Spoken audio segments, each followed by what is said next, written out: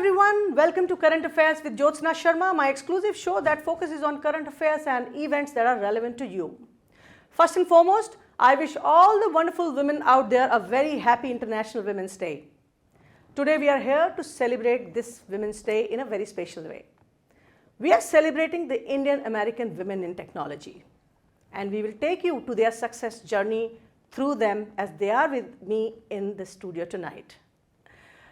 We will talk about how they have evolved in this land of immigrants, coming from India and making it big in America. We will hear their success journey. We will get to know how you can be motivated by doing something specific, what they did, and of course we will evolve and explore more through their experiences in the corporate world in the field of technology specifically. First and foremost, let me introduce you to our first panelist, Anshu Kak. Anshu is a distinguished engineer director at Google. Anshu, very warm welcome to you. Thank you so much, Jyotsna. Thanks for having us. My pleasure, our pleasure indeed. And we have our next panelist joining us virtually from Delaware. Her name is Shubhada Redimasi. She is the Senior Vice President, Chief Architect, Chief Operating Office at Wells Fargo Technology, Wells Fargo and Company. Very, very warm welcome to you, Shubhada.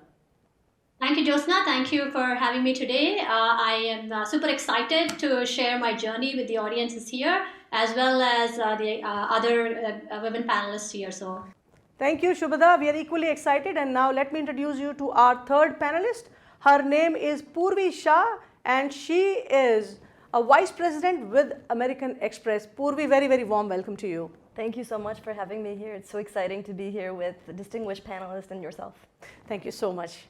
And my last panelist to my extreme left is Tanu Javeri. She is the head of SEO at Foundry and IDG Inc. company. Very, very warm welcome to you, Tanu. Nice to meet you again, Jyotsna, and wonderful to be part of this wonderful panel here with such accomplished women. Great to be here. Indeed, it's my great pleasure, and I really want to thank all of you first, for joining us and, creating a different kind of story. Usually, it's not done the way it's being done today. Celebrating Indian American women, especially on a Women's Day special in this land of immigrants as we speak about. Well, I have a lot of questions. I'll not waste time. All right, ladies, let's start with my set of questions. My first question is, tell us a little bit more about yourself and your current set of responsibilities and how you're placed in terms of leadership role in your organization. What are your achievements and those that you are proud of? Shubhada, I will go to you first. You are sitting there virtually, but you're very close to us. So please, you share your story first. yeah, thank you, Jyotsna. Like I said, I'm the Chief Architect of the Chief Operating Office here at Wells Fargo. I've been very brief in this role. I've been in this role for about 2 months. Prior to that, I was leading the cloud transformations here at Wells Fargo. I've had the luxury of leading the firm through the cloud strategy and modernization, and was able to take close to about 600 applications to cloud the last year and before. I've had the luxury beyond that to lead many engineering and architecture roles here at Wells Fargo, and prior to that at JPMorgan Chase. So I could say that here at Wells Fargo, there are several women who have leadership positions, and I have the responsibility, like I said, to architect the future and the vision of the Chief Operating Office. And for folks who want to know more about the Chief Operating Office, it's about running the business of the bank and what makes the bank the successful bank it is. So I support that architectural function and the business office as well. Wow, thank you so much for this beautiful introduction, Shubhada, pretty impressive. And now let's go to Anshu Kak. Anshu is from Google. Anshu, your story, please. Thank you so much, Jyotsna. Yes, I'm with Google. I'm a distinguished engineer and director managing all the principal architects in Google. what our job is to take the clients on a digital transformation journey. So we go to clients and go see how we can take that next step, next leap of faith, because the industry is changing so fast. So how we can help them in order to get to that next journey with our Google Cloud. So that's the division I am in. But Google is pretty big. Before that, I was in IBM, and I have had a long career in IBM with as the VP for financial services sector. Then before that, data and AI VP globally for data and AI sector, and long career. Before that in GE, and I was the one who wrote the firmware for the first cell phone in Bell Northern Research. So I'm going long interesting, back. impressive. And what I'm proud of is that I'm a Kashmiri Pandit, and we left Kashmir long back and had to actually leave Kashmir in the exodus, which happened in '89, and we found our way. And what I'm proud of this community also is that what was with us was knowledge. And that's what we came to this land, and we have tried our best to. I was among the first 2 distinguished engineers from Indian origin in United States of America. So that is the accomplishment. I feel. So inspiring and positive. And I see in your profile you've authored a book as well, and a couple of other awards as well. Yes. I have authored actually 2 books, and I got an award from the Asian American Business Development Institute as the top 50 Asian Americans in United States. Also 2 Women in Color awards, and have a couple of patents in technology as far as data localization and so on. So I'm a hardcore techie. Excellent. Anshu, thank you so much for a very inspiring and motivating introduction indeed. And of course, when she says she's a Kashmiri Pandit, as you know, when they were displaced in '89-90, thousands and thousands, or say hundreds and thousands of Kashmiri Pandits made their way differently, and they were successful because they carried their knowledge with them. Anshu is one such success story from there. Now I'll go to Purvi Shah. Purvi is from American Express. As we said, Purvi, please tell us about yourself and more in detail about your organizational capabilities. Sure. So I've been with American Express for about 12 years now. I currently lead a team that manages everything that has to do with data management, and it's loosely fitting into 3 areas. So I manage all of the big data ecosystem globally. So it includes everything that we're doing currently today and on-premise, and then moving to the cloud. So really leading that transformation into the cloud. The second part of my function is also in terms of the enterprise services. So how do we manage data quality for the enterprise? How do we think about real-time streaming events? So those are the 2 other additional platforms that I own. And then in addition to that, I am also responsible for the enterprise business intelligence tools.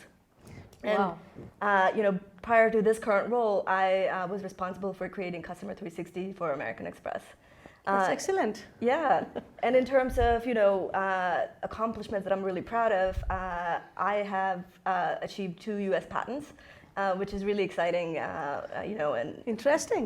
Yeah. So what are these patents? So the 2 patents that I received were, working on Customer 360. We created a new way of basically taking all of the data that we have across multiple different systems and doing matching algorithms behind the scenes. It was a really good team effort. And then the other one was to support our merchant business, where the basic problem that we had is all of the sales agents that go out and work with merchants on day-to-day basis. The challenge was that they were spending so much time pulling data, creating insights before they could even have a meaningful conversation. So we created a way to drag and drop analytics into PowerPoint presentations that were ready to go. So that helped the sales team be more effective. Perfect. Thank you, Purvi. And we have Tanu here. Tanu is the SEO head at Foundry, the IDG company. Tanu, your story, please. Nice to be here, Jyotsna. I lead the head of SEO for Foundry, which is a MarTech company with publications. So it's a great intersection of technology and media at the same time, and how it actually impacts users' life. Wow. Right now, I am, as I said, heading the SEO element of the company, which means overseeing about 47 domains or 47 publications, which are going from a legacy perspective from which were probably in print when we were all studying technology and have now become online and digital environments. So that's where my digital expertise come in. I've had the career of 20 years in digital, which spanned across digital marketing, which had paid search, SEO, and of course the digital analytic element that comes along with it.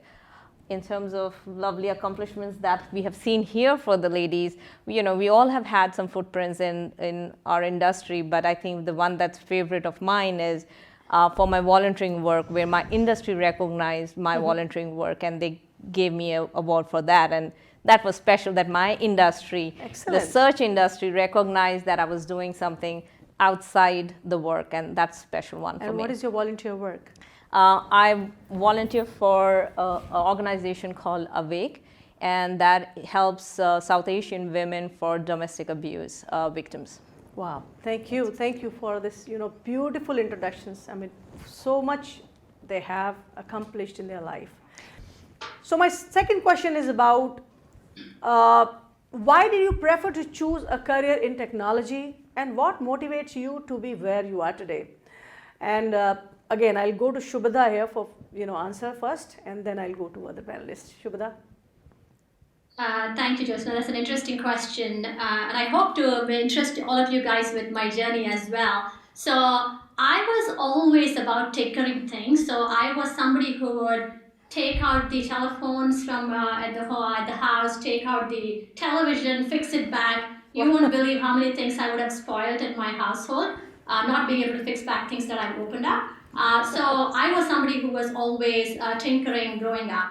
And having said that, as I dabbled, my first attempt at technology was at school with BASIC and Fortran. And I will tell you, I did not enjoy that as much.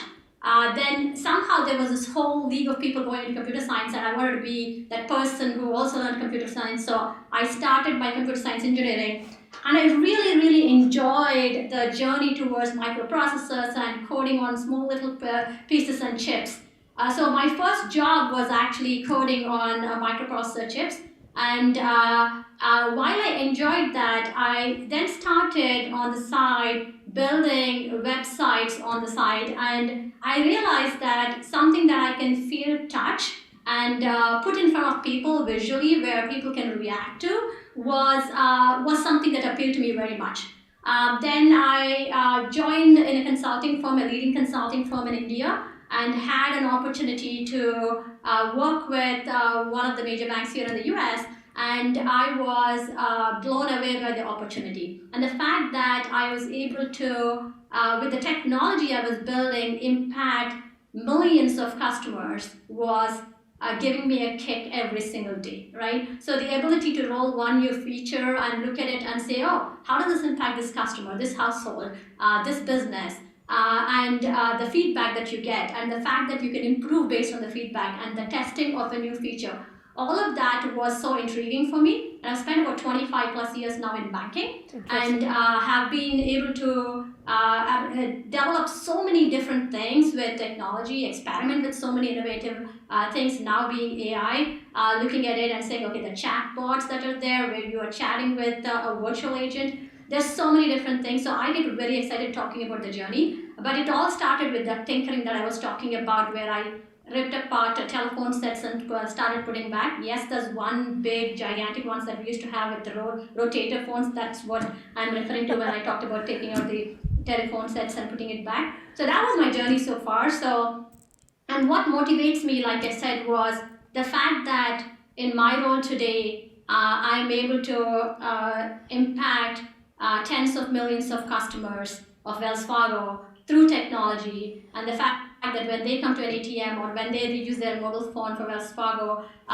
it's just like a pat on the back every time somebody uses our technology to do something that is part of their day-to-day life. Very interesting. Wow. And I love it, the way you said you love tinkering with things there. It was an age, I mean, when we speak about the times when you did your engineering, just a quick question, Shubhada, how many girls were there in your class?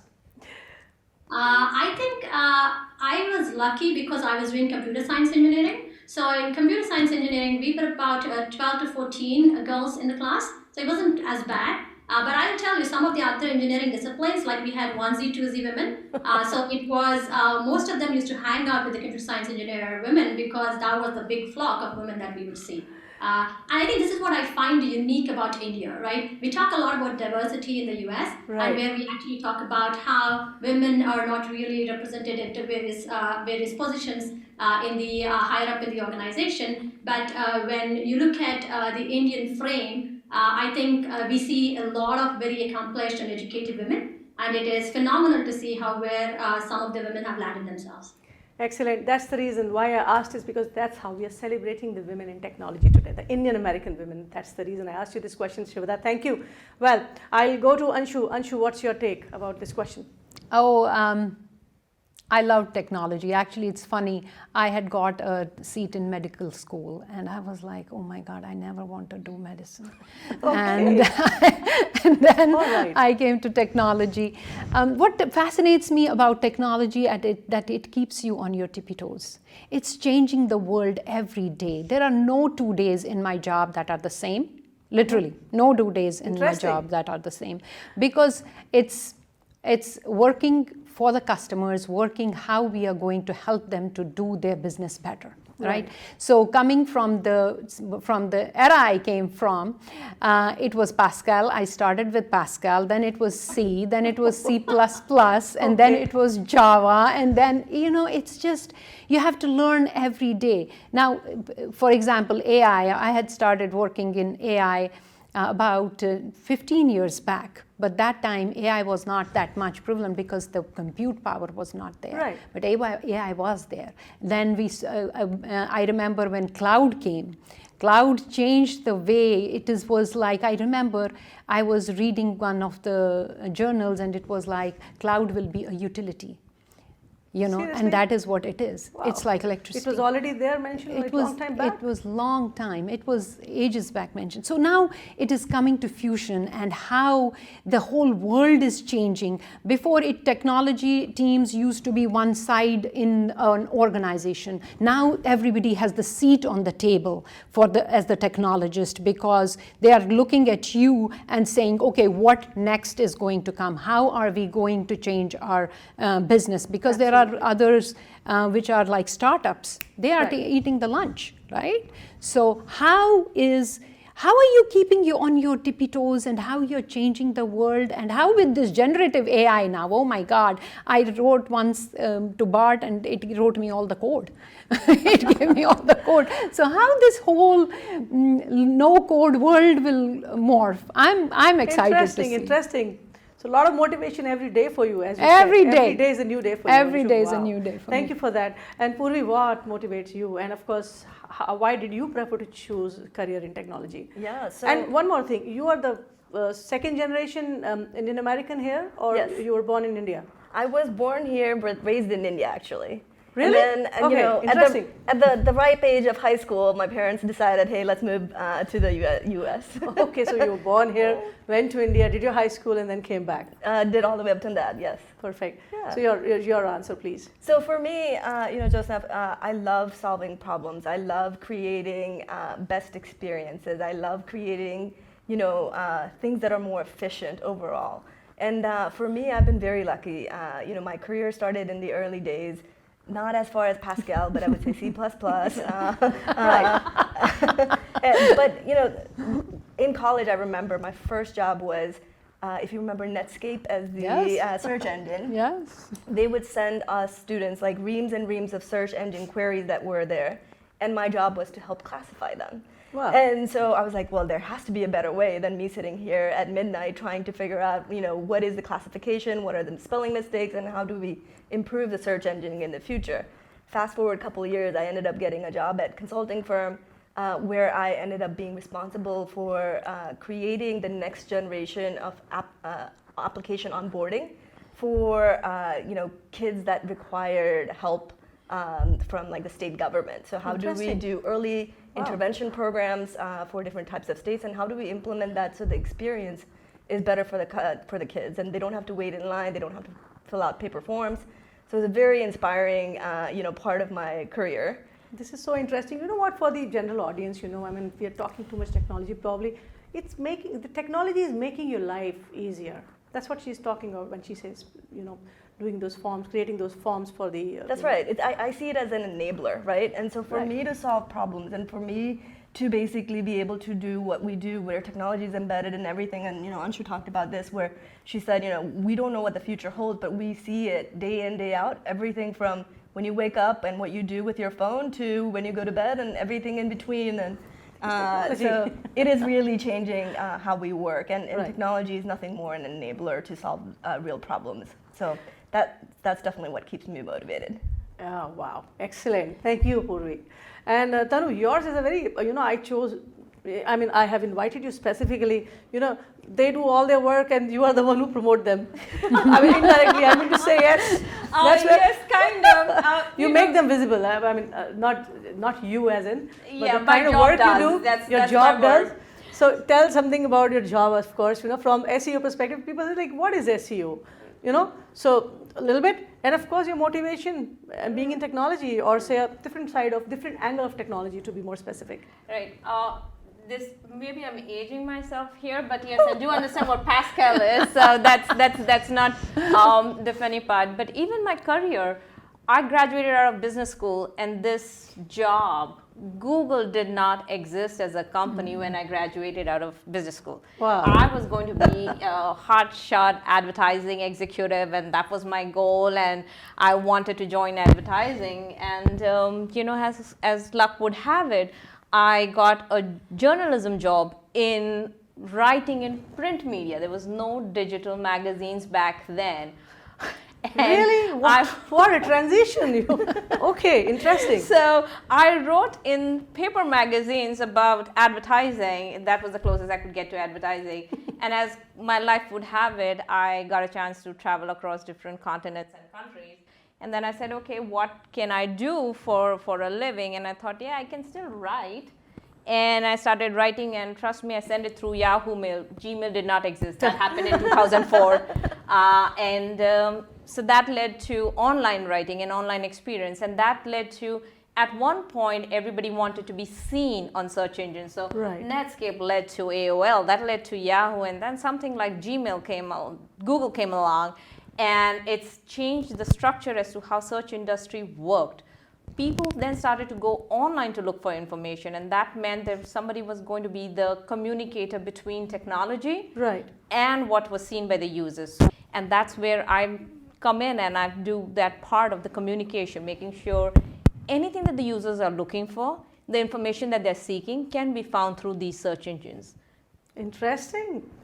Quite a different transition she had, you know, Tanu had. So that's what technology is, a mix of beautiful things out there, and it is all making our lives easier. Well, let's go to the third question.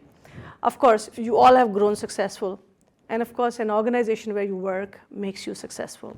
So basically, in terms of support from your organization, what are the bright points that you would like to share with our audience and motivate the other women there, you know, who want to join your organization or the likes of your organization to grow in their career? What would you suggest to them? I'll take it like, who wants to answer this? I can go ahead. All right, Puri, please.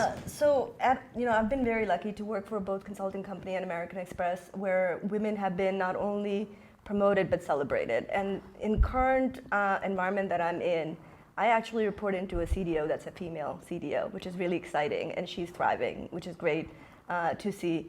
My direct leader is also a female. But more importantly, you know, within our company, what has happened is not only do we have informal ways that we support women to grow and, you know, groom them into the next executive, but we also have created programs that are more specific to providing formalized ways to get connected. And two of those programs I'll just list is Women Interest Network is one of the ways where, you know, executive women can connect, get some skill sets, understand, you know, how do they learn from other executives that have grown in the company. So that's one of many ways. And then the other one is a project that we partnered with the New York Women Foundation called the Ambitious Project. Wow, and if you think about the word ambitious, all of the women here and, you know, the listeners that we have are ambitious. But how do we make sure that we as leaders acknowledge and understand the opportunities where we can shine the light on the accomplishments of the women?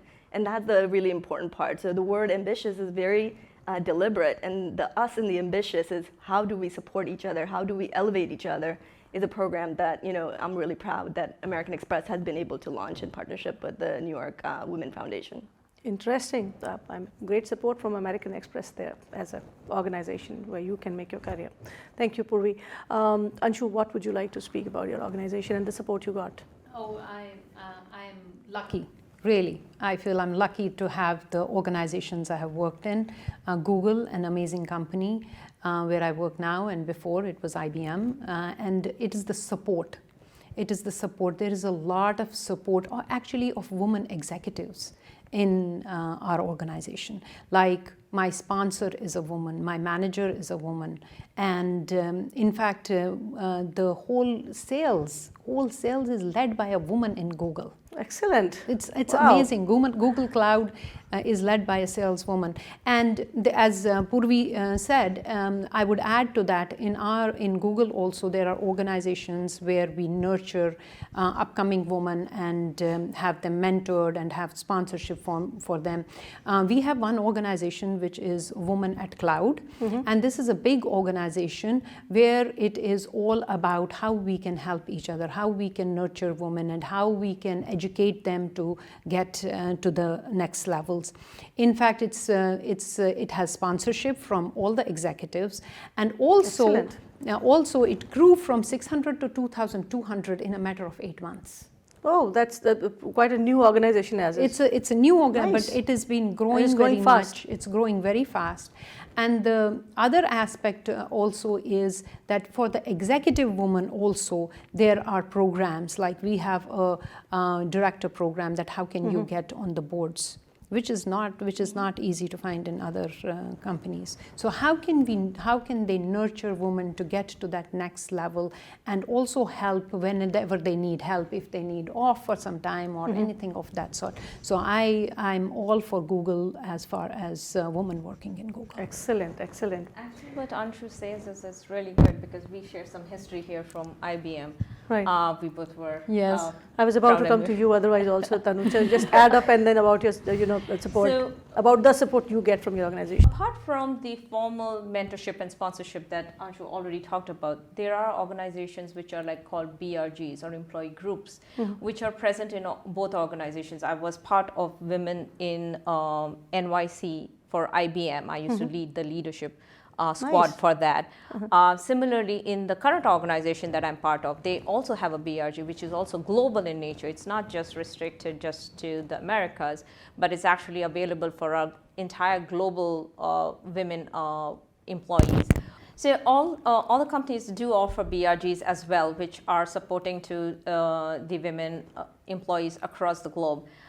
In Foundry as well, there is an annual program that takes place where we actually identify our aspiring managers who could go into the leadership executive programs and actually put them in through an executive program, as Anshu was talking.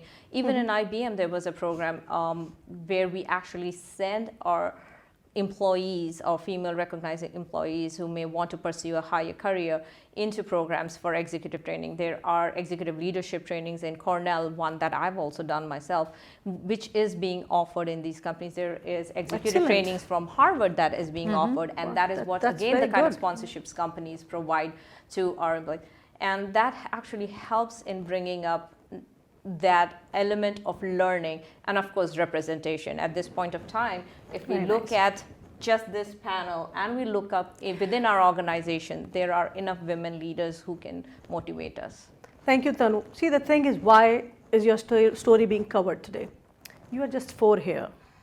But the thing is, there are thousands of you out there, who have this similar success story, who got the support, and we need to send the message out so that more women join the world of technology.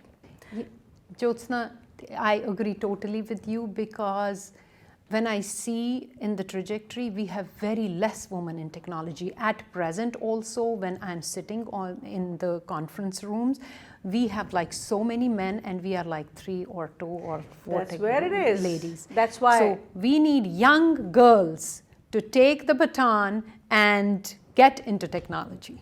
And I would add to that, which is we need our male, friends and colleagues to also be a strong ally for our women and support them and encourage them, whether it's your daughter, whether it's their niece, whoever it is, to help them kind of grow into the world of technology. Beautiful for us. point you have raised, Purvi. I must say that. That's where it is. If we don't get that support from our male counterparts, it becomes a little tough as a journey. And let's go to Shubhada now. Shubhada, I'd like to know from you, what is your take about the support you've got in your organization and all other things, as we speak Now, I think I'm probably unique here a little bit, given the backgrounds of the other ladies we heard about. My sponsor is a man, is a male leader at Wells Fargo, and who I have followed from JP Morgan Chase when the gentleman came to Wells Fargo. And I've had many sponsors in my journey to be where I am. And I can very credibly say most of my sponsors were actually male. I think it's good to say that there are senior leaders and men out there who look at talent and who are able to grow that talent in an effective manner at Wells Fargo. And one of the key things, I think some of the women touched about this as well, Wells Fargo has very clearly and very deliberately really looked at women in technology. And what we have done specifically is we have 3 pillars of support for women, as we call it. And the 3 pillars that we have is the attract pillar, which is really concentrating on the pipeline of women that we want to bring to the organization. Mm-hmm. So you see folks like us who are really out there and in the outreach to attract key talent to the organization. And then we have an enrichment pillar, which I have led for a bit and now transition to somebody else. The enrichment pillar is really about how do we make sure we make the experience for the women who are part of our organization phenomenal and be their best selves. And then there is a retain pillar as well that we talk about a lot, where we are making sure that we understand if women are leaving the firm for whatever reasons, that they're leaving for the right reasons, and we are able to retain the talent that is brought to the firm. One other thing I'm very proud of very recently, and I'm sure some of the women here will appreciate the thought process here. We are also reflective of our journey, right? Where we are in the journey of bringing women to the senior roles in the organization. Right. So one of the programs that I championed and shared this past year was our Distinguished Engineer program. And I'm very proud to say we had inducted 2 women as Distinguished Engineers at Wells Fargo last year. Before that, we had 11 men at the table. And Excellent. I was like, okay, this is simply not acceptable. So we ran with the program to actually make sure that we are bringing some key women who were well accomplished and had to be recognized in the organization for their credibility that they bring to the firm. Excellent. Great inputs from Wells Fargo there. Thank you, Shubhada. Now, I'll go off track a little bit just to know one more thing for the women, in general, because we raise families. We take leaves from our career to raise our kids sometimes. When women go on sabbatical or these long gaps, is there a way back to come to the corporate world in the field of technology? How welcome are they? Who would like to answer? I can take that. I took a 10-year career gap. Oh, you took a 10-year career gap? Yes, I did. Career gap? Okay. Yeah, I did. So as you very correctly said, with family when it comes in, and with 2 different family partners working in different organizations, one career takes you in another form of or other countries, and then the other one has to make a choice. And I did end up being out of work because I did not have a work permit. I was not permitted to work in the countries that I was living in. Oh, you were on a dependent visa. Yes. H4 visa, the royal visa. Yes, that famous word, yes. Okay. And I had to wait for my turn in line to get back to my career. I lost all the growth that I had, and I had to start at the associate level. That is the first position you get in a job when you start your career. So I started my career again at the age of 35, and here we are. It is Excellent. about building blocks, and maybe, you know, when you do have a limited time, I think you are more dedicated and more work.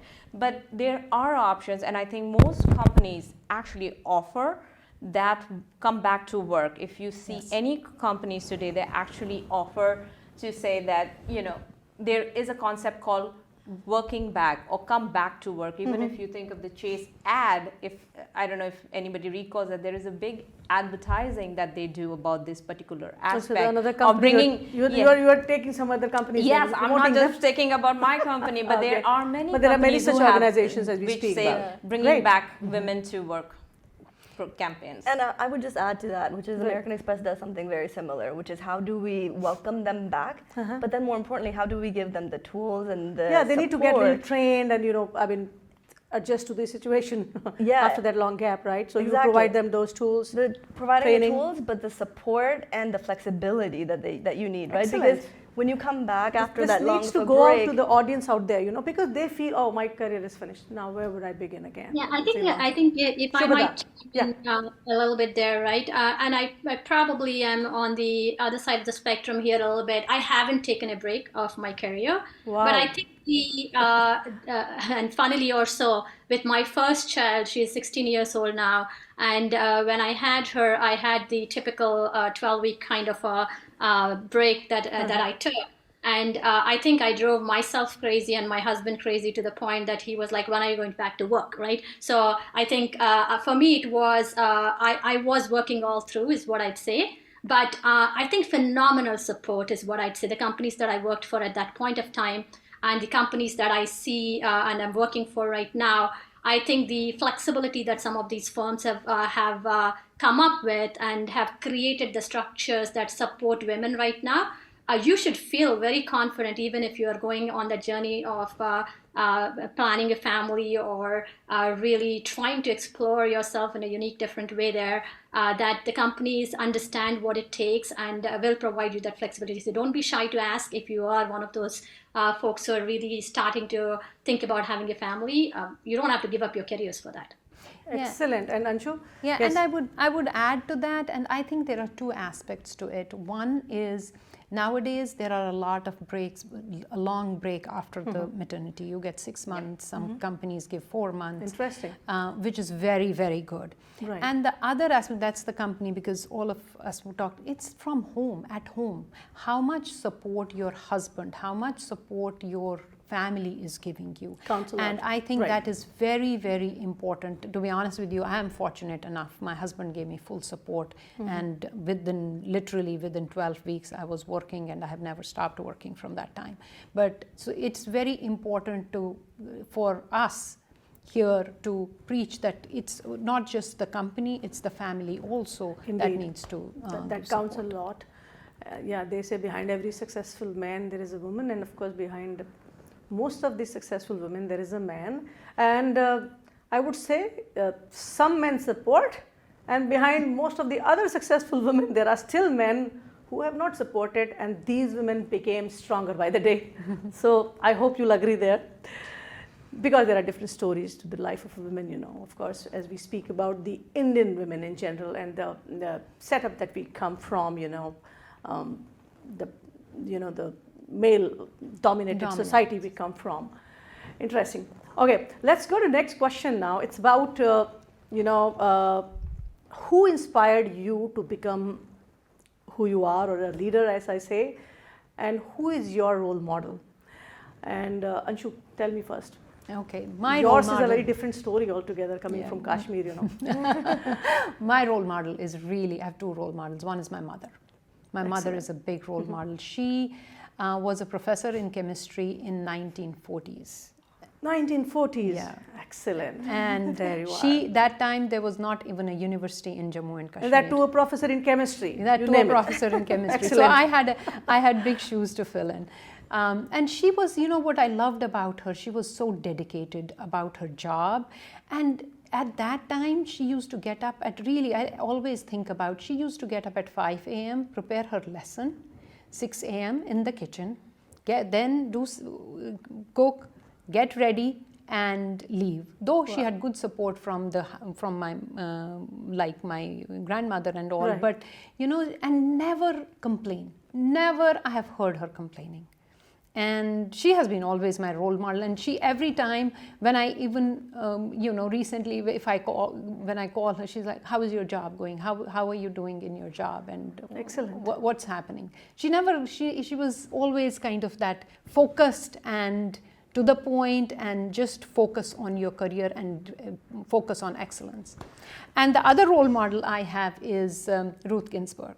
My God, the woman, how she made her way in this society in United States of America, the second justice on Supreme Court, and how much she rallied for women in this country. So these are my two role models because they have Great.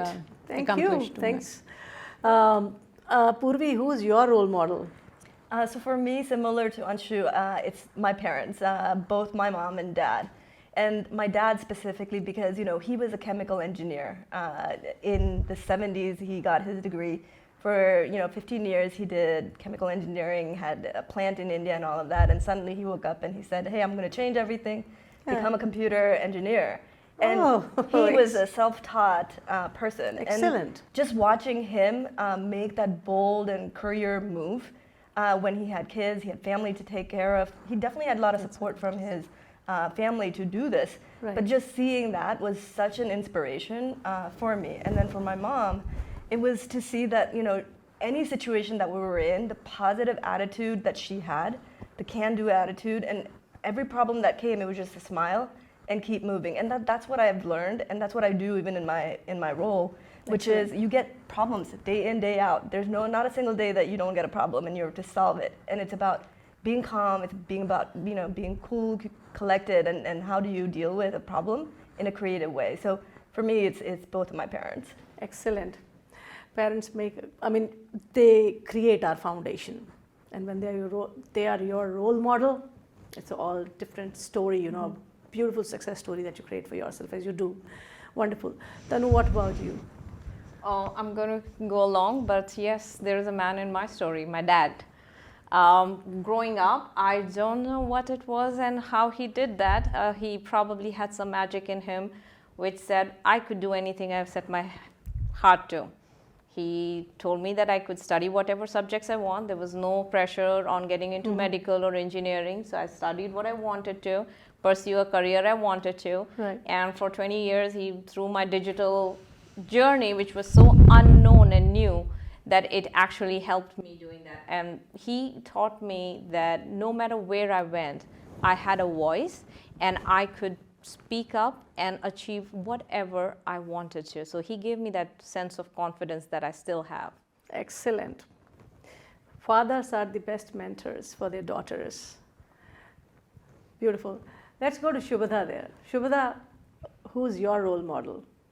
I think one of the common patterns that we've heard about here in general was having a strong set of parents who are able to symbolize what good role models look like. I think I can echo a lot of the statements that were shared by the rest of the panelists. But I'm going to take it a little further than that into the world and what we could learn from other leaders in the world. And in that theme, I'd say Steve Jobs is one of my role models here because, like I was talking to you before, I was very intrigued by the thought process of how banking could affect lives in general. So one of the things that I found phenomenal with Steve Jobs in particular was how he has brought the importance of the end customer to life. And now you see 20 plus years, companies have really spent time and energy in understanding the end customer and what kind of experiences we want to deliver to our customers. I think that was a phenomenal, drastic shift. And when we talk about the first iPhone, where he really wanted to create that touch interface on an iPhone and sent it for user testing, and it was really not accepted.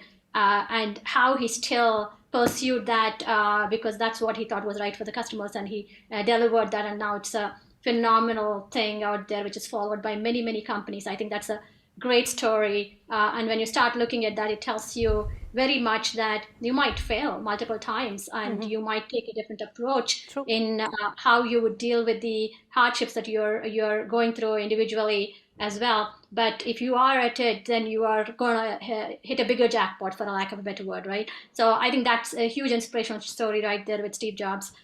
So I'd say he is my role model because of that. Excellent. Thank you. Indeed, he is a role model for millions. Well, Shubhda, I have another question. I'll start from you only. This question speaks about how can women gain confidence to navigate the corporate world? Yeah, great question. And I think it starts with you wanting to be you, right? And what I mean by that is that it's about knowing and being able to share your views boldly and having a seat at the table. And I know there's several books written on this, but simply for me, I'd say, what's the worst that can happen to you if you actually lean in and are able to express your opinions and not hold back, right? I mean, I always, when I mentor people or talk to people, that's the question I ask, right? What's the worst that would happen, right? But what would not happen when you do not share your views is actually people not even noticing that you exist, right? So my whole theme of thought process there is don't hold back, right? You are there because you're credible. You bring value to that role. You bring value to that topic, that subject. So there is really no reason for you to hold back. So push yourself to be out there. Find your voice. And the last thing that I'd say is find your allies. Right? There will be a lot of times, and I am an outspoken woman, like you say, like you can see. But one of the things that I have experienced with a lot of other women in the organization is they find it very hard to break into a conversation. They find it very hard to be able to talk when 5 men are talking or 10 men are talking, right? So find an ally who can break it in for you, and don't be afraid to work behind the scenes to find your voice as well. Use folks at the table to invite you into conversations and be vocal both in front of people and behind people is what I'd say. Interesting. Thank you for these wonderful inputs there, Shubhda. For our audience as well. Why am I asking these questions? Because they mean a lot. They're going to change the career trajectory for you, especially for all those women who want to make it big in this world, in the corporate world. Who else wants to add up to it? Beautiful inputs we have gotten from our esteemed guest tonight, and I'll seek a closing statement from all of you. You have given great inputs here. Thank you so much for that. Thanks for coming to our studios. Women's Day special, and you made it extra special, creating some beautiful memories with the stories that you have shared. Anshu, I'll go with you. What have you learned from your career as a closing statement that would inspire others? Have a passion for what you do, and it's all about customer, the person you are working for, or and people around you, team. I consider my team my family. Thank you. Purvi? Yeah, I think for us, especially in the world of technology, we can get bogged down with, I use this language, this is the tech stack, and all of that. I think it's important to storytell. And that is one skill that I think, it took me a while to realize that, because I would show what it took to do it, but not what it does and what it solves. And so that's really important, just to be able to storytell crisply in terms of why you're doing something and what it delivered and the impact. It's the skill set that is something that everyone should, develop over time. Thank you so much, Purvi. Tanu, what do you have to say? I think we all should have the risk taking. Say yes first and figure out how it's to be done. And also with, we are women of technology, so we have to say this. Figure out a way to unlearn and learn something new every 6 months. Excellent because point you can there. go from Pascal all the way to Java before you know. Excellent, thank you. And out there, Shubhda, your closing statement, of course. I'd say be purposeful and enjoy what you're doing and experiment. Thank you so much. We are very, very thankful to you, the ITV Gold Studio. Our entire team is grateful to all of you wonderful, guests tonight, who have enlightened our audience. And I'm pretty sure we'll get a great feedback on this Women's Day special, Indian American Women in Technology. And we are celebrating Indian American women in technology here. Next year, I would like to celebrate some more on this platform, not just technology, be it healthcare, be it entertainment, be some creativity we speak about. Women in general are creative, are enterprising, are courageous, are resourceful, are the people, are the creators of the world, and the might lies in them. They can do anything and everything. This was a little different twist to my show tonight, and of course I'm pretty sure you might have gained a lot from this. To all the women again, happy International Women's Day. Stay blessed. For our other audience, thank you for watching us, and do let us know how did you find this special show. Next week, I'll come back with another interesting session on a different topic. Until then, stay blessed and keep fit, keep healthy. Thanks to all of you. Thank you so much for joining us tonight. Thank you, Shubhada. Thanks, Anshu, Purvi, and Tanu. Thank you. Thank you. Thank you so much.